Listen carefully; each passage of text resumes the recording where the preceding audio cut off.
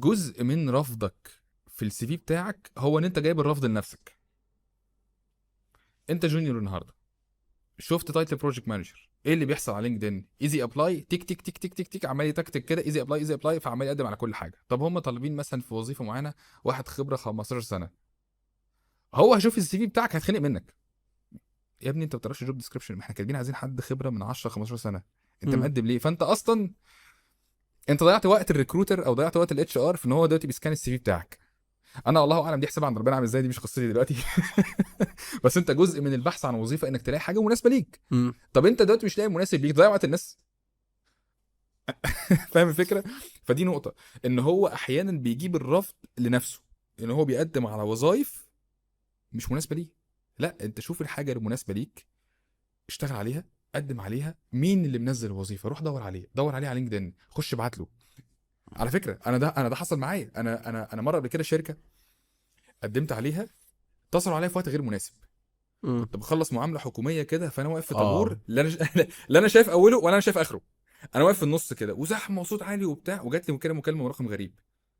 قمت رادد، الو معاك شركه كذا. شركه كذا دي من اكبر، اعتقد اكبر شركه في العالم في الريتيل.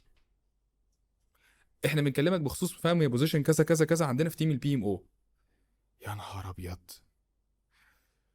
طبعا احسن. فانا بقول فانا بقول للبنت كده، بقول لها بصراحه دي احسن مكالمه جالي في حياتي في اسوأ توقيت. ممكن استاذنك ناخد المكالمه دي كمان نص ساعه؟ حاضر يا فندم وبتاع. طبعا ناس محترمه جدا، وشركه يعني شركه عالميه كبيره قوي قوي يعني.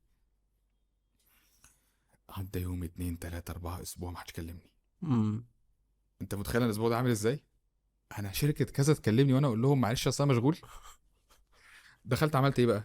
دخلت على لينكدين، رحت جايب الناس اللي شغاله في الشركه دي، وقمت متواصل مع الهايرنج مانجر نفسه بقى. ده بقى مش حد اصلا يا فاهم، يا تبع تيم الاتش ار، ده الشخص اللي يفترض ان انا لو اتقبلت هو يبقى مديري. مم.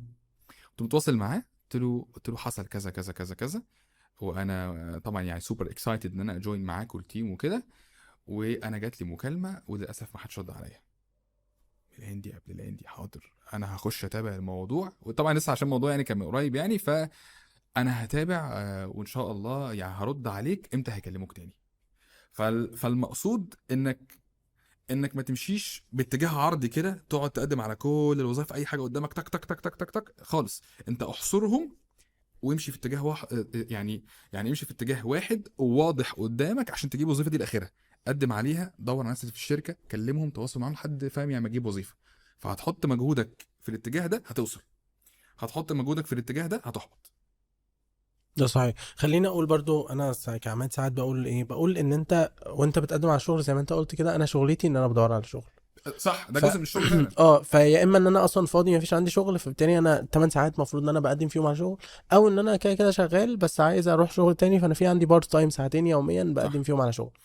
انا بحتاج او بحب ان انا امشي بطريقه الكوانتيتي والكواليتي. ماشي. الكوانتيتي اللي هو والله المنصات والحاجات دي بقدم وبقدم كتير، ومش لازم اقدم على الحاجه اللي هي لازم تكون متناسبه معايا 100%. امم لو ساعات مثلا طالبين حد خبره 5 سنين وانت خبره 3 سنين، طالبين حد مثلا كاتبين ان هو خبره سنتين وانت لسه فريش مثلا بس هتفهم اخدت ده، كورس، هتفهم دي ده، ممكن اقدم عليه. هتفهم ده، صح، امم هتفهم ده.